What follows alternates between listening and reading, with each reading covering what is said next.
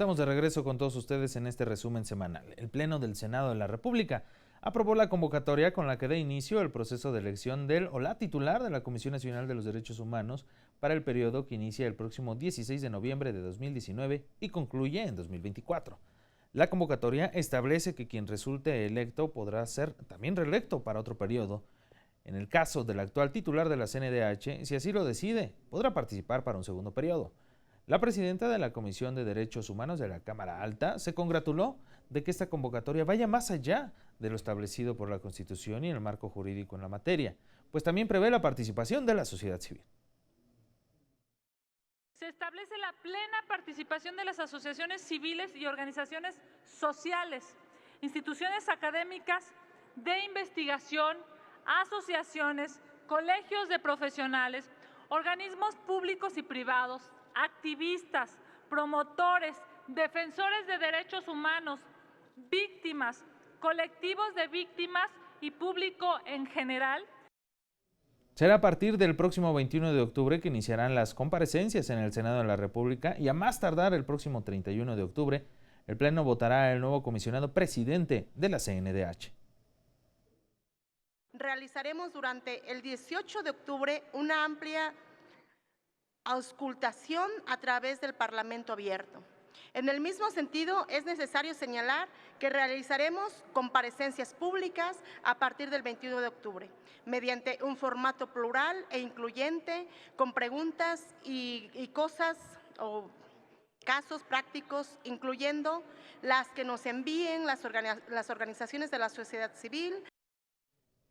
Y por supuesto que el canal del Congreso le llevará hasta sus pantallas todas estas comparecencias para elegir al próximo titular de la CNDH. Hay que estar al pendiente de estos trabajos. Y en más actividad en el Palacio Legislativo de San Lázaro, en trabajo de Comisiones Unidas, diputadas y diputados de la Comisión de Hacienda y de Presupuesto y Cuenta Pública analizaron la minuta del dictamen por el que se expide la Ley Federal de Austeridad Republicana y se adicionan disposiciones a diversos ordenamientos legales.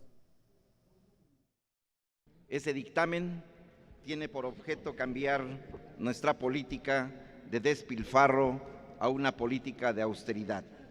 Es el conducto que permitirá cumplir estrictamente los principios de economía, eficacia, eficiencia, transparencia y honradez en la administración de los recursos con los que dispone el Estado.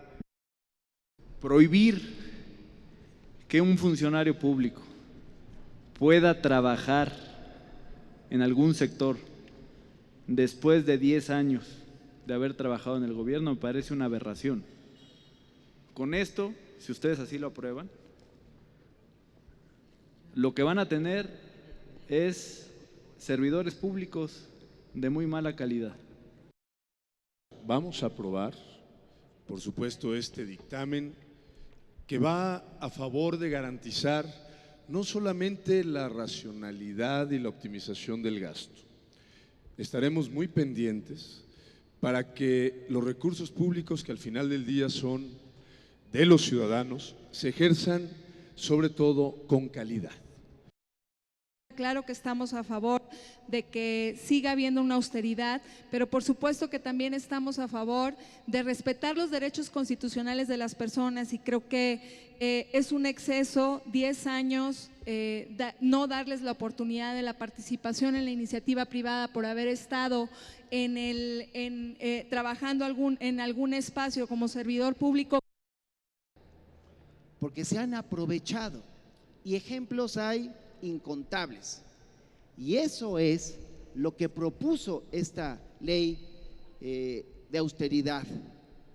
Para el Partido del Trabajo, me permito anunciar que por supuesto votaremos a favor en comisiones y en el Pleno.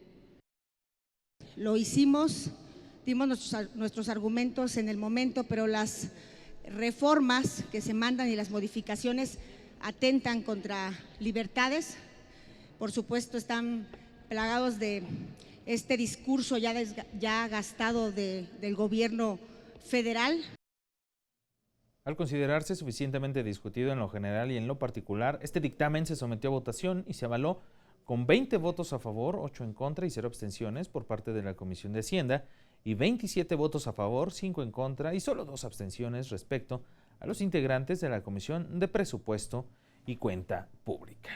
Vamos a más información. En reunión extraordinaria, la Comisión de Gobernación del Senado de la República aprobó un acuerdo para ampliar el plazo legal, esto para permitir la resolución debidamente fundada y motivada de los dictámenes relativos a las solicitudes para que este órgano del Poder Legislativo ejerza la facultad a que se refiere la fracción quinta del artículo 76 de nuestra Constitución, esto en materia de desaparición de poderes en los estados de Guanajuato, Tamaulipas y Veracruz. Yo creo que lo más importante es que no nos precipitemos en tomar decisiones, nos demos los tiempos suficientes. Nosotros no estamos planteando en este momento determinar si es procedente o no la desaparición. Ahí no nos metemos en el fondo del asunto, sino simplemente el que podamos, como lo estamos proponiendo, examinar más detenidamente el asunto, ¿no? En esta reunión se habló de ciertas lagunas legales en lo respecto a la ley reglamentaria, que en su artículo 3 establece lo referente al procedimiento sobre la petición de desaparición de poderes. El problema es que es muy escueto el artículo 3 y dice el Senado en general, no dice si es la mesa directiva, no dice si es el pleno del Senado o quién va a determinar la procedencia o improcedencia de estas solicitudes, y una vez determinado que es procedente, se turnará a las comisiones correspondientes. Se tiene que cumplir con ciertos requerimientos que ahorita, como nos habían pasado a estos puntos, quién había declarado la procedencia de la disolución, para que ya estuviéramos nosotros dictaminando o haciendo, pues sí, básicamente los subcomités en la Comisión de Gobernación. Yo creo que es importante que tomemos con mucha seriedad el asunto en tema de la gobernabilidad del país y la gobernabilidad del Estado, de cada uno de los 3 estados. Y la gobernabilidad no únicamente se sustenta en la legislación, se sustenta también en la política. Y creo que es importante que sepamos hacer política. Y en otras cosas, vamos al trabajo que se realizó en el Palacio Legislativo de San Lázaro, y es que en el marco de la conmemoración del 51 aniversario de los hechos ocurridos el 2 de octubre de 1968, la Cámara de Diputados realizó la ceremonia de izamiento de bandera a media asta en la Plaza de los Constituyentes del recinto precisamente de San Lázaro.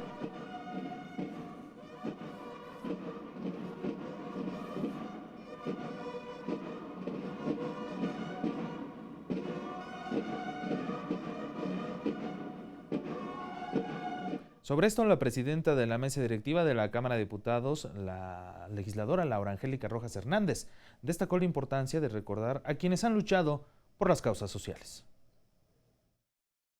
Para todos los universitarios como yo, esta fecha es muy significativa y por eso es que propuse que el día de hoy tuviéramos la efeméride formalmente durante la sesión. Entonces creo que siempre es importante recordar a quienes lucharon en este país porque hoy podamos gozar de las libertades y de los derechos que tenemos. Ya desde la tribuna de la Cámara de Diputados, legisladoras y legisladores se pronunciaron sobre el 51 aniversario de la masacre contra estudiantes del 2 de octubre de 1968 en Tlatelolco. A 51 años del 2 de octubre de 1968, el Grupo Parlamentario del PRD refrenda su férreo compromiso con la democracia en la que tuvimos nuestro origen. Ratificamos nuestro mayor empeño para trabajar a favor de las mujeres, con las niñas y niños, con las jóvenes y jóvenes, con los indígenas y afrodescendientes, con la diversidad sexual. Estamos convencidos que los lamentables hechos ocurridos el 2 de octubre de 1968 no pueden repetirse, por lo que seremos promotores de mecanismos que garanticen la consolidación del sistema democrático en nuestro país, en el que el diálogo entre gobernantes y ciudadanos sea la única forma para resolver conflictos. Y es que 1968 no fue el fin, es el principio del sueño que hemos ido construyendo los mexicanos en estos 51 años. Sueños teníamos y tenemos. Nuestro país se ha transformado profundamente a partir de los sueños de unos cuantos que supieron encauzarlos en la construcción de una sociedad que consolidó a la clase media mexicana. Las y los estudiantes mexicanos defendieron estos ideales a través de las protestas pacíficas y de brigadeo. A lo largo del 68, muchos fueron golpeados y arrestados por las autoridades federales, pero nada de ello los disuadió. Su reclamo era justo y legítimo y el país no podía seguir viviendo en el engaño. El 2 de octubre es resultado de la paranoia gubernamental de Gustavo Díaz Ordaz, quien en cualquier acto de disenso hacia su gobierno veía el complot del comunismo internacional en cualquier acto de protesta. No debemos olvidar que si los jóvenes del Instituto Politécnico Nacional, la Universidad Nacional Autónoma de México y otras universidades públicas del país protestaron en contra del gobierno, fue por la salvaje represión. Gracias a esa generación combativa y revolucionaria, la tenacia política en los gobiernos ya es parte de una realidad nacional. Existen los mecanismos institucionales para la atención de demandas y el respeto a los derechos fundamentales. El gobierno por sí y ante sí decidió que las armas podrían resolver lo que no ha sabido tratar con el lenguaje de la razón y la comprensión. Palabras que cobran vigencia y que hoy no podemos soslayar. Hoy más que nunca, lo que debe imperar es la fuerza de la razón, la fuerza de las ideas, la fuerza de los argumentos. Quienes hoy critican a la izquierda en el gobierno y la señalan como un peligro para el futuro democrático del país, están tan equivocados que desconocen la historia. La cuarta transformación es carne, cerebro, herencia orgullosa del movimiento de los estudiantes de 1968.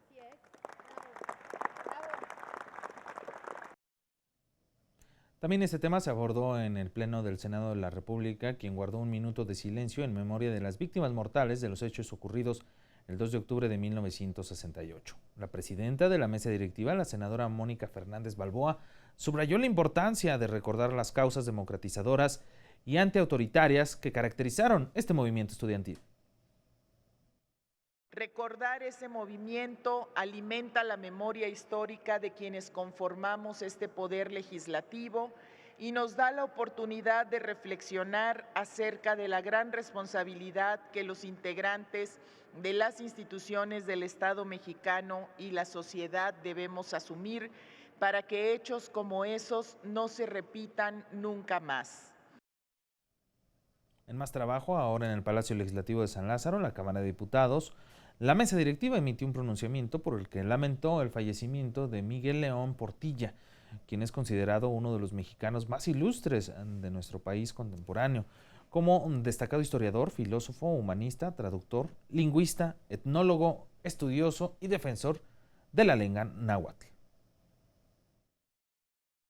México está de luto con la pérdida de tan magnífico maestro y ser humano como lo fue don Miguel León Portilla, por lo que expresamos nuestras sentidas condolencias a sus familiares, amigos, colegas y a la comunidad académica a la que tanto aportó. Descanse en paz el doctor Miguel León Portilla. Desde su curul, el diputado Porfirio Muñoz Ledo recordó que la obra escrita de León Portilla apuntaló los pensamientos filosóficos sobre la identidad de las y los mexicanos y mostró el rostro indígena que ha convivido por siglos con el mestizaje. La visión de los vencidos no solamente es el libro mexicano del siglo XX más traducido, 28 traducciones en el mundo, sino es la síntesis de un nuevo pensamiento. Y ese pensamiento es equiparar en sus valores respectivos. Conocer en su visión cosmogónica la cultura occidental y la cultura indígena, entendiendo que partimos de las dos. También en los trabajos de la Cámara Alta, con un minuto de silencio, las y los senadores recordaron y honraron la memoria del historiador mexicano Miguel León Portilla, hombre de letras, quien falleció el 1 de octubre. La presidenta, Mónica Fernández Balboa, reconoció que México extrañará al escritor preocupado por las comunidades indígenas y por rescatar nuestro pasado. Hoy, en el Senado de la República, se honra el recuerdo de un mexicano entregado a la pasión del conocimiento histórico, don Miguel León Portilla, traductor, académico de primer nivel, historiador y lingüista, arqueólogo del saber humano. Llegamos al final de este resumen semanal, pero antes de despedirnos les recuerdo nuestras redes sociales para que esté en contacto con nosotros y también esté al pendiente de lo que ocurre en el Congreso de la Unión. Por Twitter, @NoticiaCongreso, por Facebook y YouTube, Canal del Congreso. Nuestra página de internet, www.canaldelcongreso.gov.mx. Esperamos sus sugerencias y comentarios. A nombre de todo el equipo que hace posible este espacio informativo, yo le doy las gracias por su preferencia. Cuídese mucho, sea feliz. Hasta pronto.